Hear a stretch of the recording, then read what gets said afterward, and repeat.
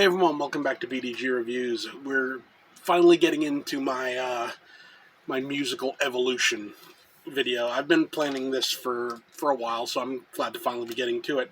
I decided to break this up into multiple small videos, so each video will be around like 5 minutes long or so.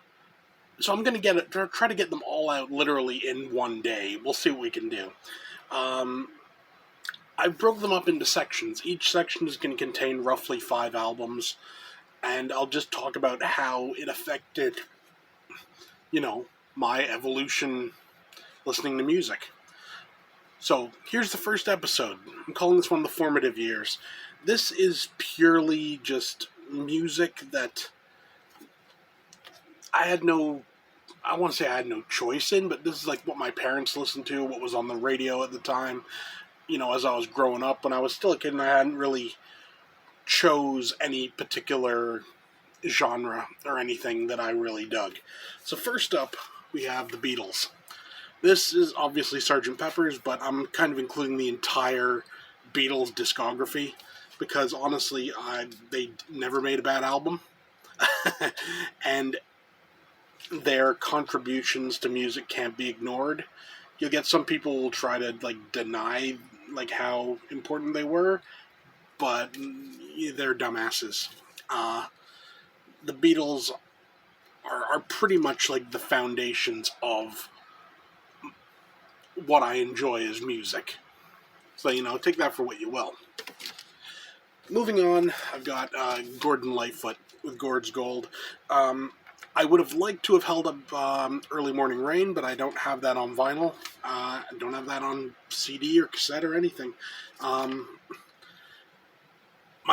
dad has that on cassette. He used to listen to that in the car all the time when we had a cassette deck in the car. He still listens to Gordon Lightfoot all the time.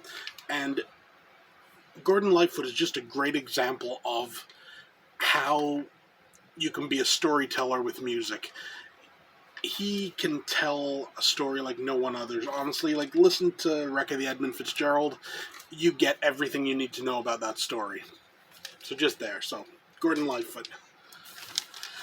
Next, in the same vein, we have Jim Croce. This particular album, my parents actually used to have on cassette, and we used to listen to all the time in the car.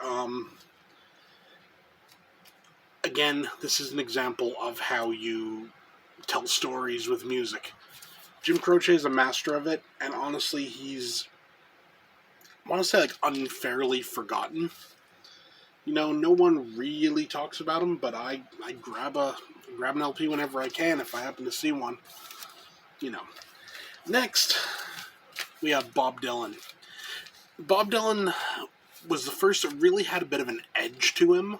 You had a little bit of that with the Beatles, but more in their later career.